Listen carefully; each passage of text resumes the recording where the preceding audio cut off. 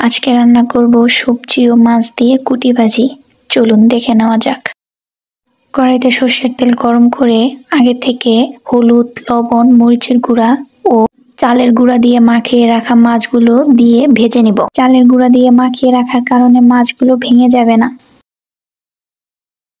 তারপর ওই একই কড়াইতে আবারও সর্ষের তেল গরম করে কালি জিরা, পেঁয়াজ কুচি, রসুন কুচি দিয়ে হালকা ভেজে নিব। ভাজা হয়ে গেলে কিউব করে কেটে রাখা সবজিগুলো দিয়ে দেব। এই রান্নায় সবজিগুলো একদম ছোট ছোট করে কাটলেই ভালো হয়।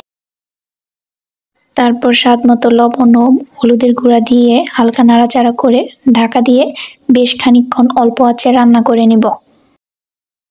ঢাকা খুলে তাতে মরিচের গুঁড়া ও কয়েকটা কাঁচা মরিচ দিয়ে নাড়াচাড়া করে তাতে পরিমাণ মতো পানি দিয়ে দিব এবং ঢাকা দিয়ে বেশ খানিকক্ষণ আবারও রান্না করে নিব।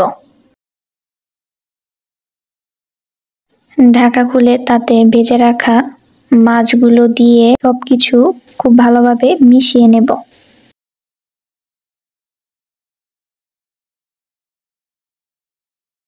তারপর তাতে ভাজা জিরে গুঁড়ো দিয়ে মিশিয়ে অনেকক্ষণ রান্না করব। যখন সবকিছু রান্না হয়ে যাবে, একটু পুরা পুরা হয়ে যাবে, তখন নামিয়ে ফেলবো। ব্যাস, তৈরি হয়ে গেল কুটি ভাজি।